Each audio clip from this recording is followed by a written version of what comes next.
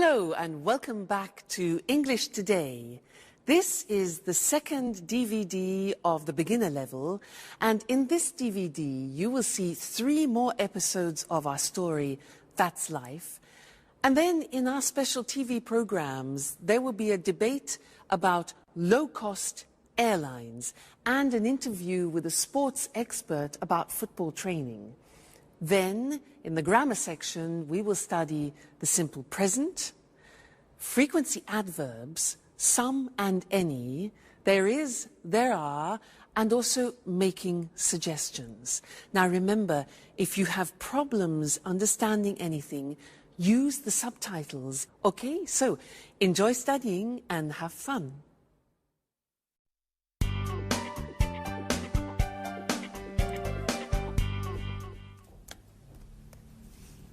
Hello, Anne. Oh, it's you, Peter. Look, this is it. Look at what? My office. Here, near my bed. Oh, I see. By the way, where are the office supplies? The computer supplies are in that cupboard over there. The folders, pencils, pens, etc. are here in this cupboard. And I also have 2 chairs. Oh, good. Are these for everyone? No, they are not. Don't touch anything, please. Okay, so you say you have all of the office supplies. No, not really. There isn't a fax machine. There aren't all the programs I need on my computer. And I guess you have an answering machine. Is it useful? I don't need an answering machine. I answer the telephone myself. Okay, you're right. This office is nice. And if you need a fax machine, I have one in my apartment. Oh, thank you. Wait a minute. Something is missing. Where's the coffee machine? All offices have a coffee machine. I'm afraid there isn't one here. There's a staff kitchen on the other side of the house. In the kitchen. We can have some coffee there. Good idea.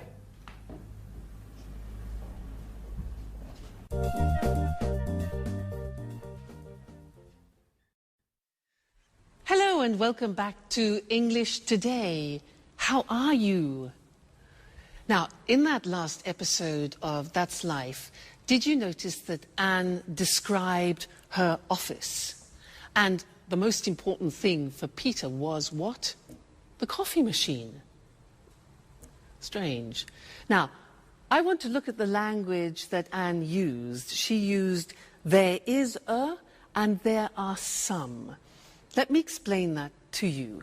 Now, if you have a single object, for example, like a glass, then we say there is a glass on the table, or there is a hat on the table, or there is a computer on the table.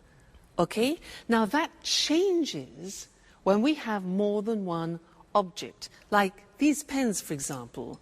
We say there are some pens on the table, okay? There are some pens on the table. And therefore, in this example here, books, there are some books on the table. There are some CDs on the table. So you see how it changes. Now, let's go and look at that on the screen. You can see it written. So we said, with singular objects, we say there is. The examples are, there's a computer in Anne's office. There isn't a fax machine. That's the negative. There isn't a fax machine. There's a table in the studio, and there isn't a coffee machine, which Peter can't believe. Now look at the plural form. We say there are some office supplies in the office, and there are some pens and pencils, okay? And we also use that for the exact number of plural objects. So, for example, there are 2 chairs in Anne's office, and there are 4 pictures, for example, in her studio. All right, so that's an introduction to there is and there are some. Now, in the next lesson, we're going to look at the difference between some and any, which is very important. So listen out for that in the next episode and then come back here and we'll work on it. All right? See you later. Bye. Do you want milk with your coffee? There's a bottle in the back of the fridge. I prefer it without milk, but with some sugar. Oh, I'm afraid there isn't any sugar. Well, that's okay. Black coffee is good too. Do you have any of those great cookies? Oh, yes. There are some cookies over here.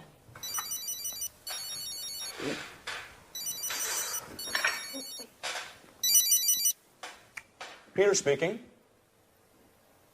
What? An audition? No, not at all. I'm free. Great. Bye. Well, finally, an audition. Wonderful. When? Next Monday at the Opera Theater. These cookies are fantastic. Are there any more?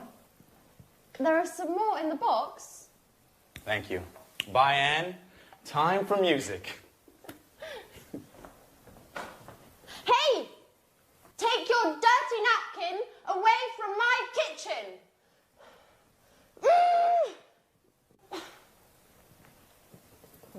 It's nice to have you as my new office neighbour.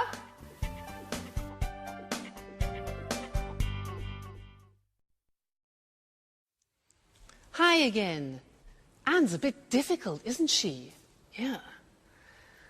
Now, this is a lesson about some and any. Remember, Peter said, "Can I have some coffee and some biscuits?" Well, I want to talk to you about that right now. Now, in order to understand some and any, we have to understand the difference between countable objects and uncountable objects. So, these things here are ingredients to make a wonderful English lemon cake. Let's divide them into countable objects and uncountable objects. Let's start with these. Now, these are lemons. Countable means you can count them. Uncountable means you can't count them. Can you count these? Yeah, 1, 2. So, these are countable, so there are some lemons. Now, what about these? These are nuts. Can you count these? Yeah, 1, 2, 3, etc. So they are also countable. So we say there are some nuts on the table. Now, what about this? This is marmalade. Now, can you count marmalade? Well, you can count the container, but not the marmalade inside. So this is uncountable, and we say in English, there is some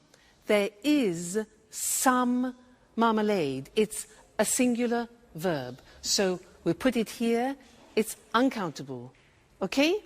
Now, let's look at this. What's this? This is salt. Salt. Now, is this countable or uncountable for you? Countable or uncountable? Well, it is very difficult to count all the little bits of salt, so this is uncountable. We put it here, all right? Now, next thing, these two. Eggs. Countable, uncountable, 1, 2, countable. There are some eggs. This here is spices. Spices. Now, these you can count. So we say there are some spices. What about this? Milk.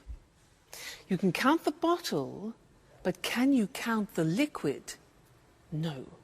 So all liquids are uncountable, and we say there is some milk. there is some milk. So singular verb. Put that there. Now, what have we got here? Butter. Butter. Can we count that? Well, we can count a packet, yes, but the butter inside?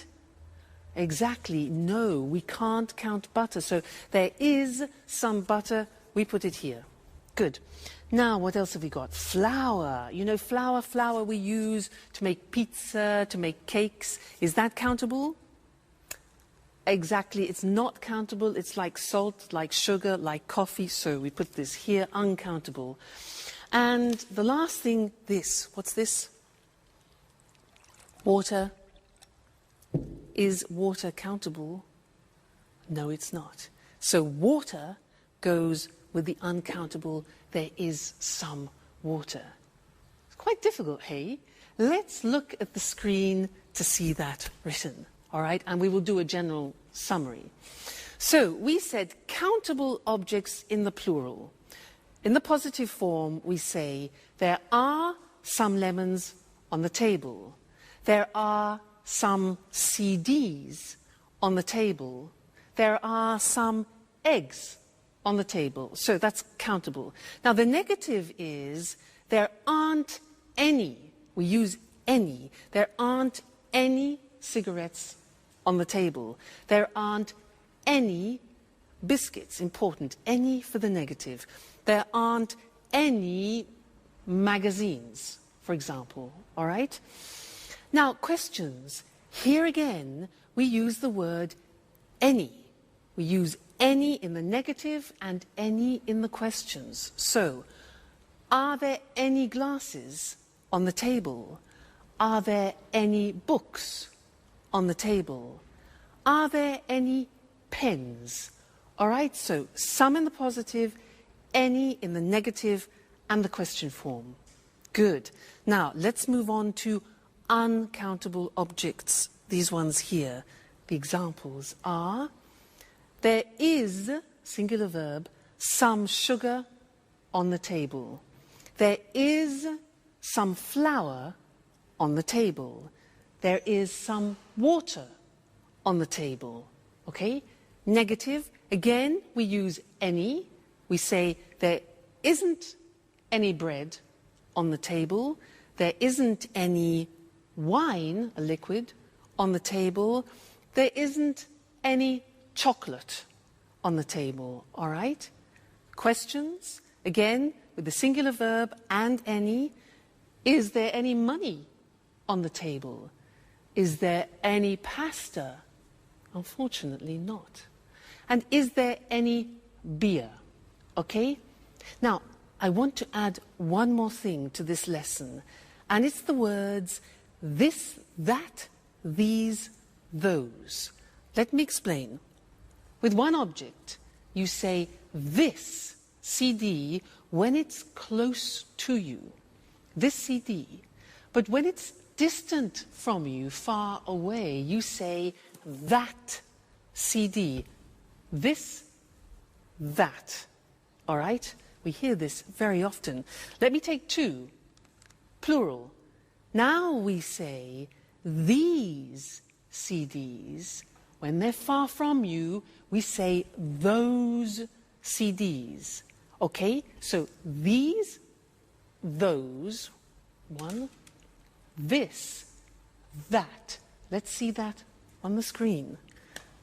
So, this book, plural, these books when they're close to you, and that chair, for example, and those chairs when they're distant from you.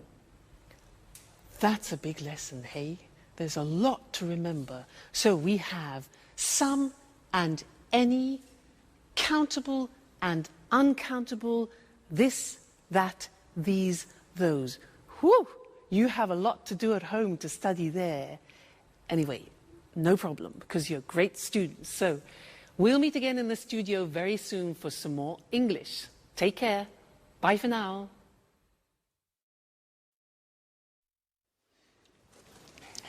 Yes, I always go shopping on Saturdays. The first thing I do on Saturday is drive to the supermarket. I sometimes go shopping on Saturdays, but usually I sleep late. I'm always so tired on Saturdays. I'm never tired on the weekend. The weekend is a time for fun. I paint, go jogging, go out with some friends. Unfortunately, I sometimes have to study.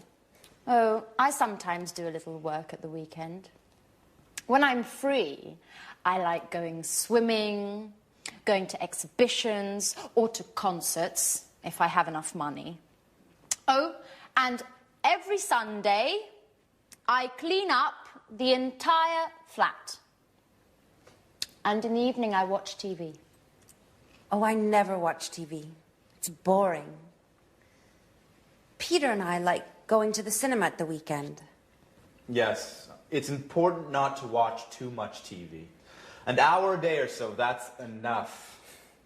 Come on, guys. You talk like my grandfather. Work, TV, housework on the weekends. Life is more. I want you to take me to places where young people have fun. Great. Get ready, Grandpa.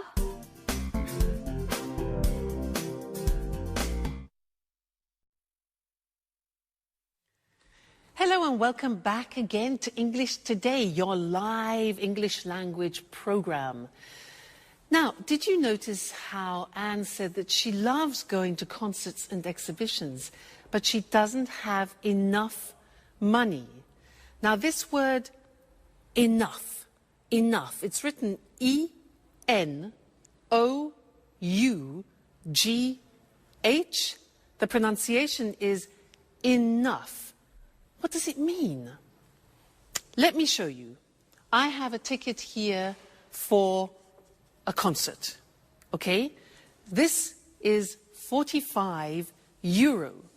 45 euro. Now, I have 40 euro here. 40 euro, 45 euro for the ticket. It isn't enough. It means it's less, it's not sufficient. It isn't enough. No ticket, no concert. So, happens. Like Anne, poor Anne, not enough money.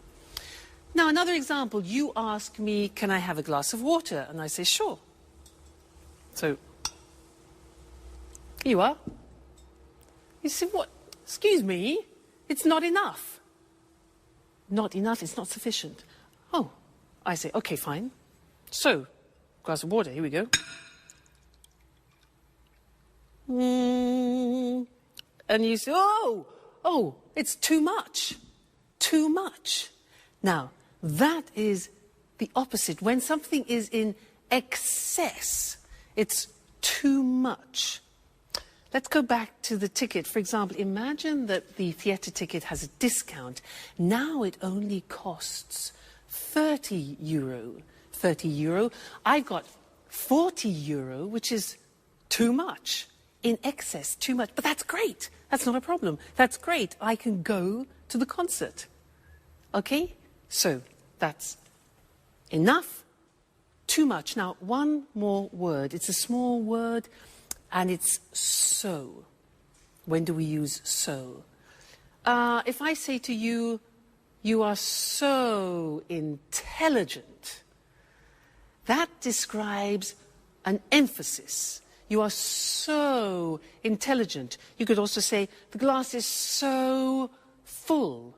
Okay? So is to express an emphasis of something. So, we've studied enough, too much, and so. Let's look at those on the screen now to help you, okay? Enough, pronunciation, enough, when something isn't sufficient. There isn't enough water in the glass. There isn't enough money. Then we can also use it with an adjective. The glass isn't full enough. After an adjective, it isn't full enough. let's move on to too when we talk about something in excess. So, there's too much water in the glass. There's too much money. Great. There are too many coins. Now, many is because we use it with countable things. There are too many coins. We can use it with an adjective. For example, the ticket is too expensive. The glass is too full. All right? Then the last thing was so, when you want to emphasize something. The ticket is so expensive. The glass is so full. Or you are so intelligent. Fantastic. So that's the end of this lesson. Remember, enough, too much or too many, and so. That's it for now, and I'm going to see you again extremely soon. Take care. Bye.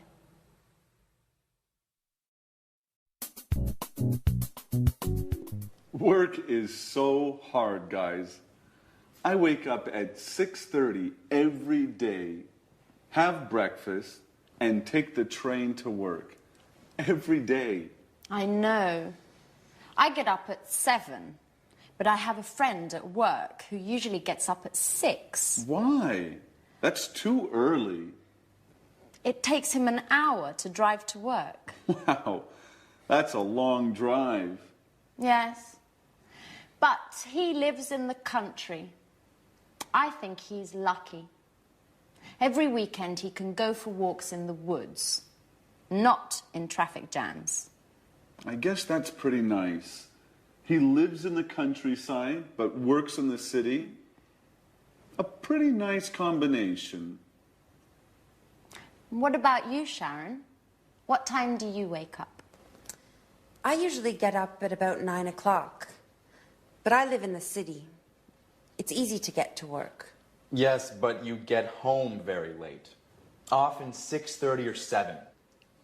You know, I sometimes have 5 or 6 groups of tourists a day. You work too much, my dear.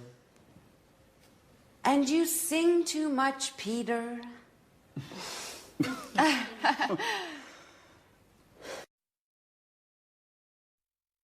Hello again, and how are you? Now, from that last conversation, we learned that Sharon works too much and Peter sings too much. How about you? Do you work too much? What time do you get up in the morning? 6:45?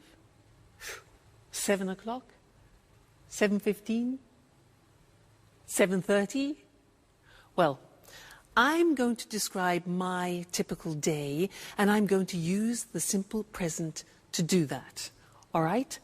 Well, first, I wake up at 6:45, but I don't get up. I listen to the radio, and I listen to the news. Then after, I slowly get up. That's difficult. And I take a shower. I take a shower. I get dressed. And then I go for a walk with Suki. Then we have breakfast together. She has dog biscuits, and I have toast, marmalade, and butter. Then I go to work on my scooter. Now, my boyfriend has a different day because he goes to work at 8 o'clock at night. Remember, he's a jazz musician. Now, did you notice I said he goes to work? That's because with the third person we add an S, goes. He goes to work at 8 o'clock and he comes home at 3 o'clock in the morning because he plays jazz concerts. Then he goes to bed and he gets up at lunchtime at 1 o'clock. So we meet at dinner, which is you know, we don't have much time together, but that's life. Now that was the simple present tense, and now we're going to see that on the screen. Very, very important, this grammatical form. So, I work, you work, he, she, it works, she works, it works, we work, you work, they work. Now, very often you forget to put the S on the third person, so I have another teaching assistant who will help you to remember, Mr. Snakes. He is here to help you remember to put the S on the third person. So listen, I work at home, you work every day, he works at night, she works in an office, it works all week, we work together, you work full-time, they work at weekends. So remember, it's not difficult, the simple present in English. I work, you work, he works, she works, it works. Don't forget, Mr. Snake, don't forget the S, the third person. All right? Good. Now, listen to the next episode and try and pick out words like often, sometimes, occasionally, because we're going to study those next. All right? Go and have some fun. Bye. Alice, I bet you don't wake up at 6 o'clock every day. Tell us something about your typical day at university. Well, I sometimes have classes in the morning, but I usually have classes in the afternoon. On Mondays, I always attend lectures in the morning. And where do you study? I usually study in the library, but I sometimes study at home too, when I don't have classes in the morning. My friend David also studies at your university. Do you remember him? David Leary? Yes, I occasionally see him in the library, and sometimes in the park. In the park? Doing what? He likes studying there.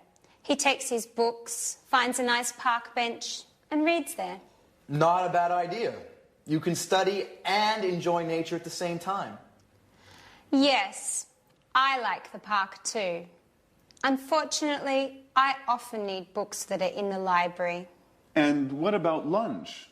Do you usually make sandwiches and take them with you? Oh no, I hate cooking. I usually have lunch in the cafeteria with friends. Oh, I do just the opposite. I usually cook lunch at home. I seldom have a quick lunch at coffee shops. Okay, guys.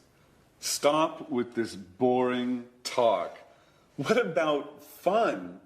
Do any of you do anything besides working and studying? It's Friday, remember? You're right, Jack. I'm so happy it's Friday. Me too. It's weekend time. Time for shopping.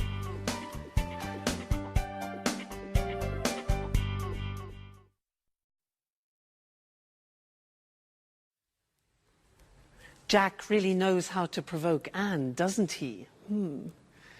Did you notice those words?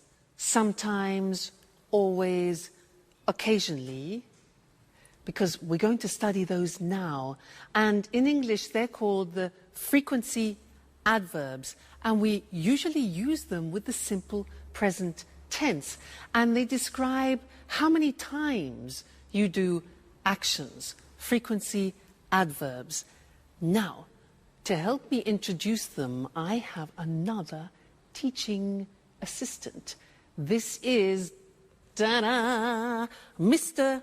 Dinosaur. Mr. Dinosaur is here to help you with the frequency adverbs. Dinosaur, D-I-N-O-S-A-U-R. Now, let's see at the screen how Mr. Dinosaur is going to help you. Well, look at the screen. Now, we're talking about adverbs of frequency, things which describe how often you do something, like habitual actions. Dinosaur. Look at the screen. We have D-I-N-O-S-A-U-R.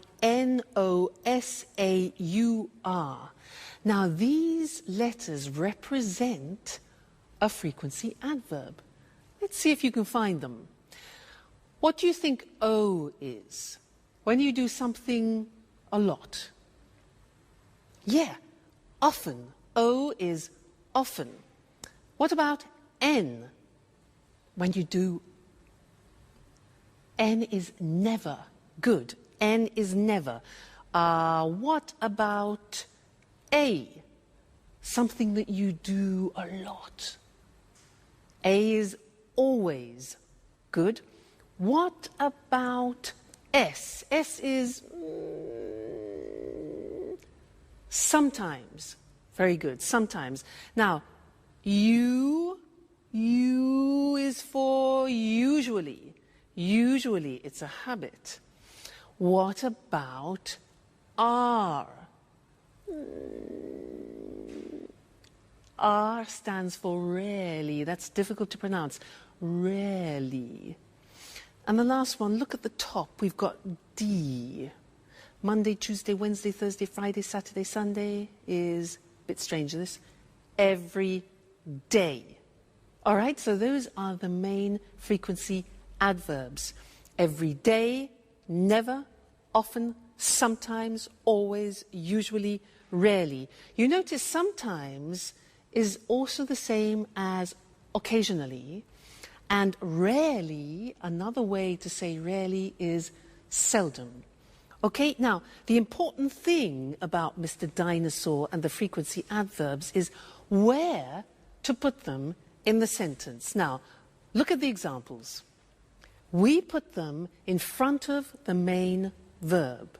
So, I never go out. You always arrive late. He usually gets up at 7. She rarely plays tennis. It often rains in England. We sometimes watch TV. You occasionally drink wine. And the last one is different. Every day they drive to work. Usually every day we put at the beginning. But the others are always before the main verb and after the subject. Now, one problem. There is an exception to the rule, which is typical of the English language. And what is the exception? The exception is the verb to be. The verb to be is always an exception in English. Let's see how that works. Look at the example. He isn't often late. We're sometimes in a hurry. You see the position. The position of the frequency adverb is after the verb to be, not before. And that's the rule.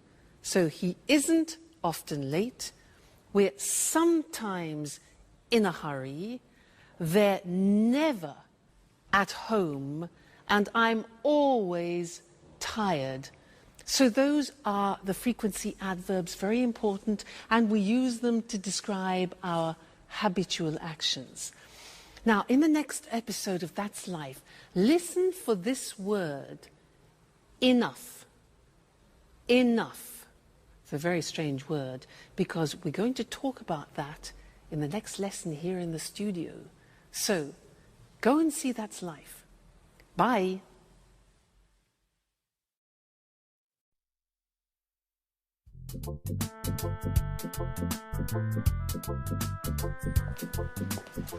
May I ask you a question, Alice? Sure, ask any question you like. I'm an open book. Do you have a boyfriend? Well, I go out with some boys, but that's nothing serious. According to my birth chart, I need some Taurians. But that's not easy now that Saturn is in Leo. I see. Anyway, I think you have a strange relationship with boys. Oh, no. I like boys very much. They're great at carrying packages. You're exceptional. Thanks, Jack.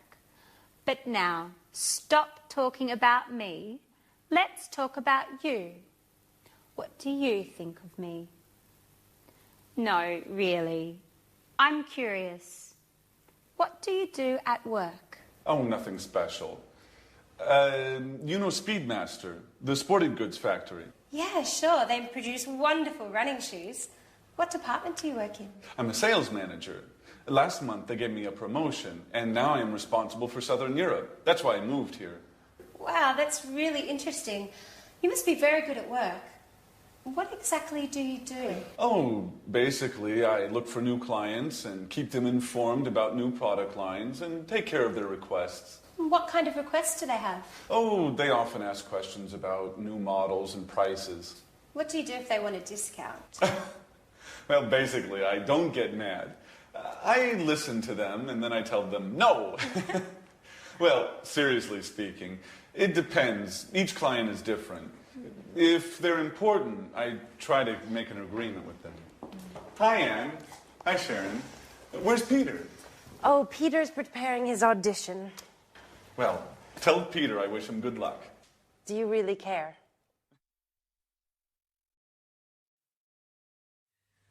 Hello and welcome back to English Today for some more live English. Now, Jack, does he really care for Sharon? I think he does. Let's ask Mr. Monkey. Mr. Monkey, does Jack really care for Sharon? Mr. Monkey. Yes, he agrees, he cares. Now, in that episode, there were a lot of questions, and I want to practice that with you now. And to do that, we are going to have a quiz. I am going to change profession. I am no longer an English teacher. I have a different job. I will ask 10 questions. I will give the answers, and you must guess my new job. Now, if you guess it correctly, I will play a flight for you to go to London for a romantic weekend. How about that? Flight to London? So 10 questions. Listen carefully. Number 1. Do I work in an office? No, I don't. Number 2. Do I work outside? Well, yes, actually, I do sometimes work outside. Next, do I have special qualifications? Oh, yes, I have special qualifications for my job. Okay, next one. Do I work at weekends? Yes, I do, actually. Most weekends I work. So, I don't work in an office. I work outside sometimes. I have special qualifications, and I work at weekends. Okay, next one. Do you travel a lot? Oh, yes, I travel everywhere. I travel to America, to the Far East, around Europe, a lot. Do you earn a lot of money? Oh, yes, I earn a lot of money. Next question. Do you use your hands when you work? Yes, I do. I use my hands, and I also use my feet. Very important. Next one. Do you work with other people? Yes, that's very important. I work with other people. All right, next one. Do you use music in your job? Music? Yes, now music is very important for me, music. And the last question, do you wear special clothes? Well, yes. For my job, I have special clothes, I have special shoes, particular shoes, and I do my hair in a special way. So, I use my hands and my feet. I work with other people, I use music, I earn a lot of money, I wear special clothes, and I travel a lot. So what's my job? No. Nope. Nope. It's difficult. Shall I tell you? I'm a prima ballerina. I won, you lost. No London, no flight to London. Next time, there'll be another quiz. All right, good. So let's look at the grammar that we've just used for asking questions. Okay? Now, we have the question form with the question word like when, the auxiliary, do, I, the subject, and then arrive, which is the verb. So, when do I arrive? Okay, that's a typical question in the simple present. Look at the next one. What do you do at work? What do you do? Next one now, this is important, and we need Mr. Snake, because it's who does he work with? Remember, does, third person, the S, do becomes does. So, who does he work with? Next one, why does she study? Third person. How much does it cost? Again, third person, it. When do we leave? Where do we live? And how do they speak English? Okay, so remember, third person does is the auxiliary plus the infinitive. All right, so those are the English question forms. Now, in the next episode, listen out for the negative form, and then we'll study that together. Okay, so have fun studying, and I'll see you again very soon. Bye.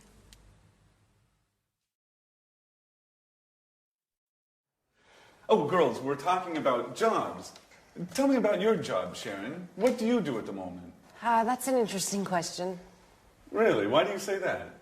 Well, you know I have a degree in archaeology, but now I'm doing something quite different. Do you have a part-time job? No, unfortunately, it's a full-time job. I work for a travel agency. Oh, what do you do? I give tours around the city. I bring tourists to monuments and museums and other interesting places. Oh, that's nice. Could I have you as a tour guide for one day? I'm sorry. I only work with groups, usually with Japanese people. Oh, well, I'm a black belt in karate. Very funny, but it's not enough. It's too bad. Anne, stop cleaning for a moment. Sit down and tell me about your job. Okay. I work in a publishing company. Oh, so you work with famous writers? Not exactly. I don't work with the writers. I just read their proofs and correct them before printing. By the way, do you know Paul Taylor? He works with you, right? Yes, but we don't work in the same department. He works in the advertising department. But we are good friends. Every weekend we play tennis together. Play tennis? I'm jealous. Do you play tennis too? Do you want to play with us? Well, just joking. I don't play tennis that well. Only karate.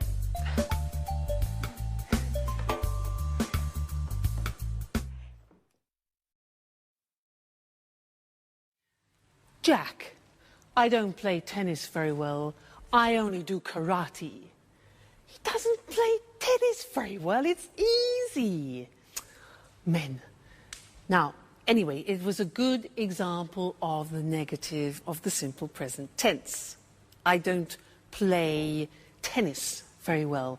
Now, I'm going to tell you my typical day again, but in the negative, and listen to the grammatical form, okay?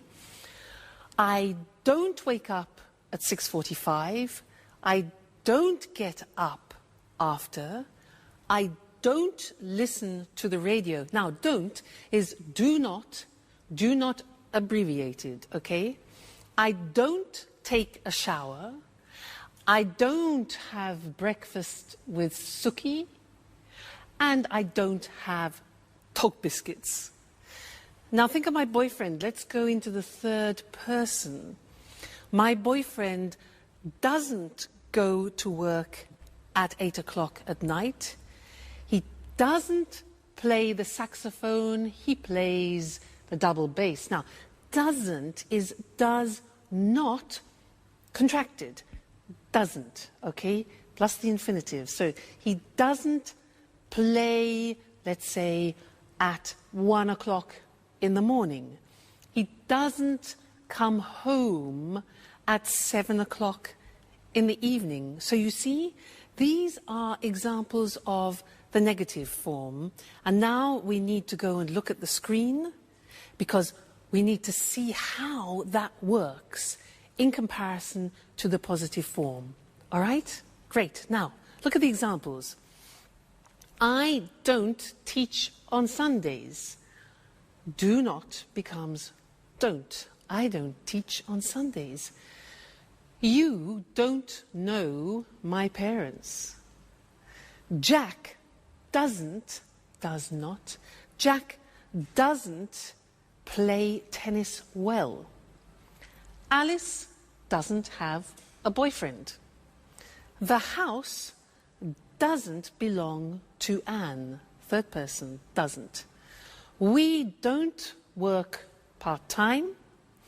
You don't know Anne's aunt. And Alice and Sharon don't live together. All right, so now we have studied the positive form, the question form, and the negative form of the present tense. So a whole world opens up for you. Okay, well, you just keep studying and we'll meet again here for another live show very soon. All right, take care. Bye.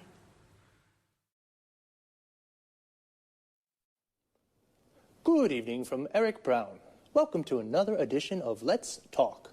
With me here in the studio are Marie and Tom. Hello, Marie. Hello, Tom. Hello, Eric. Well, today, let's talk. Let's talk about what, Marie? Low-cost airlines. Very interesting. You're right, Eric. You know, there are 90 low-cost airlines in Europe today. Really? So many? Yes, that's right. 90.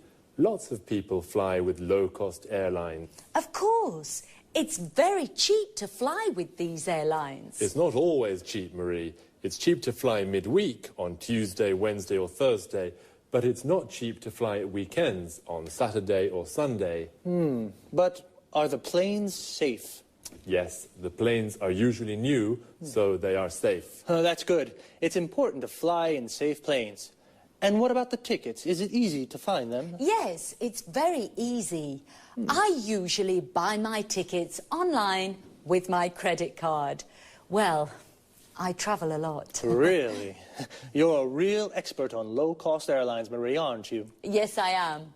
My boyfriend lives in Berlin. Oh, and how often do you visit him? I go to see him twice a month. Oh, I see. And are the flights on time? Yes, they're usually on time. I leave work at 5:30 in the afternoon and arrive at the airport at 6. Perfect for the check-in. That's very convenient. You're lucky, Marie. Usually low-cost flights leave from airports a long way from the city. What time's your flight? At 7 o'clock. You're really lucky, Marie. Usually low-cost flights leave late at night or early in the morning when it's not convenient. Yes, that's true. And yes, I am very lucky. Is there any food on the plane? Yes. Passengers buy drinks and snacks. Remember, the drinks and snacks aren't free. You have to pay even for a glass of water. That's true, but it doesn't matter. I arrive in Berlin at 8:30, just in time for a pizza with my boyfriend at Bella Napoli. A very good pizzeria. The best one in Berlin. Oh, that's great. But for us, it's time to say goodbye. Okay, low-cost airlines. Today, there are many low-cost airlines throughout Europe. They are very easy to use, and they are cheap. And the planes are safe, and they are usually on time. Very interesting. Very, very interesting. Thank you, Marie. Thank you. And thank you, Tom. Thank you. And goodbye. And see you again soon on another edition of Let's Talk. Well, low-cost airlines really make traveling easy. For many people, flying is very simple, like taking a bus. Now let's take a look at some very useful vocabulary and expressions you just heard. The check-in is the place where you show your passport and leave your luggage. In English, it is also a verb. We say, I check in at 7, or where's the check-in for Berlin? When we talk about cheap prices, we mean it doesn't cost very much, and expensive means it costs a lot. My ticket to Berlin is 600 euros. It's expensive. Your ticket is 100 euros. It's cheap. Her ticket is 30 euros. That's very cheap. To say what airline we use, we say fly with, followed by the name of the airline. I fly with Air Liverpool, or the type of airline. I fly with low-cost airlines. And what about when you want to ask if the plane is late? We can say, are the flights on time? If the flight is at 7 and it goes at 7, it is on time. But if the flight is at 7 and it goes at 10, it's late. Marie said, I buy my tickets online. This means she uses the internet to buy her ticket. What other things can you do online? Here are some examples. I reserve hotel rooms online. I don't call the hotel on the phone to reserve a room. I use the internet. I check my bank account online. I use the internet to see how much money I have in my account. I pay my bills online.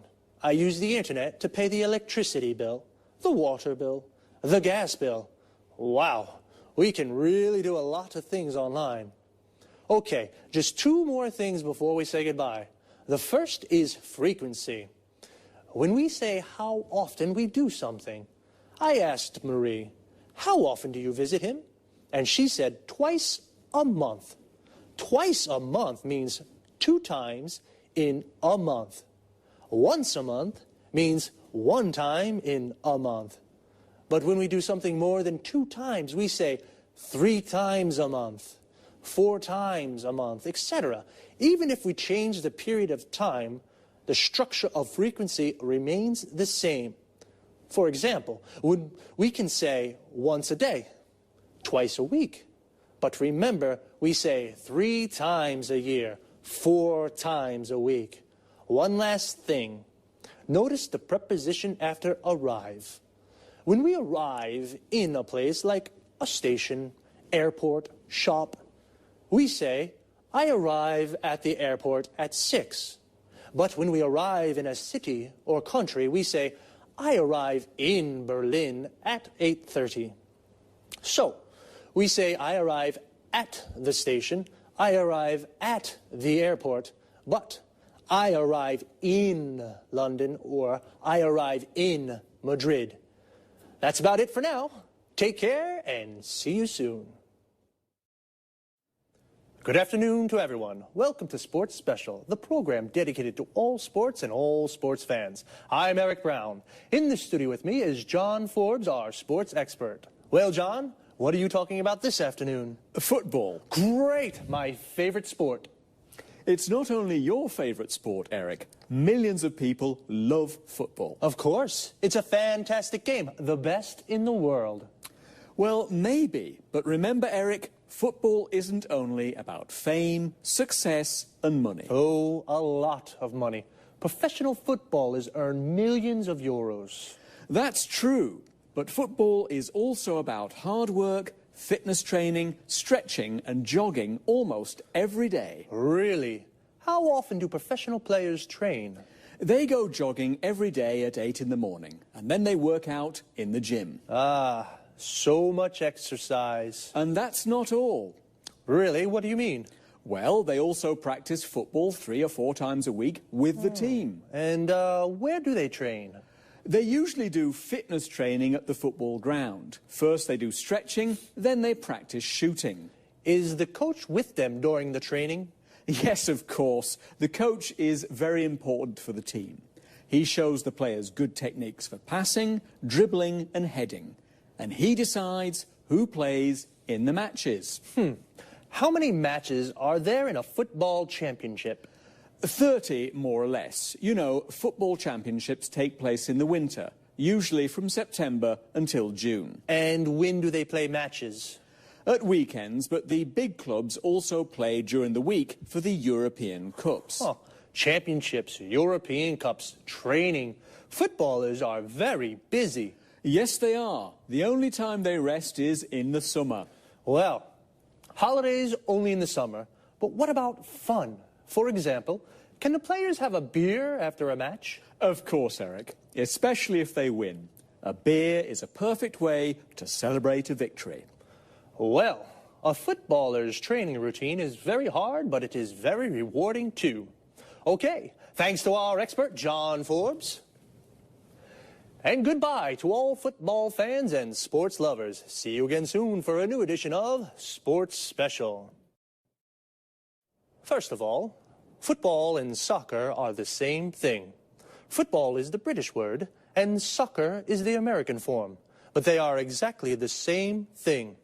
So, let's take a look at some of the vocabulary we use to talk about football. Do you like football? If you do, then you are a football fan. Like me. Do you support a team? I support Inter. We say that we support a team when we are a fan of that team. So, what is a team? It's the group of players that play together. For example, Manchester United is a football team. A person who plays football as a job is called a professional footballer or a professional football player. Footballer and football player are the same thing. A football player is a footballer. And every team has a coach. A coach is the person who prepares the team. He teaches techniques and how to play well. So, 11 football players make a team, and when two teams play against each other, they play a match. But as John told us, footballers don't only play matches, they do a lot of training. Training is all the exercises they do to prepare for matches. We can say, footballers do training, or footballers train. Training is the noun, and train is the verb. And what do they do when they train? John said a few. They work out in the gym. They do stretching. They go jogging. And they practice football skills. John also mentions some of the skills or techniques that footballers practice. Passing, which means to pass or kick the ball to another player. Dribbling, which means to move the ball forward with the ball. Shooting, which means to shoot or kick the ball into the goal. And heading, which means to hit the ball with your head. It's a lot of hard work. I think they definitely deserve a beer when they win. Well, that's all from me for now. Take it easy. See you next time.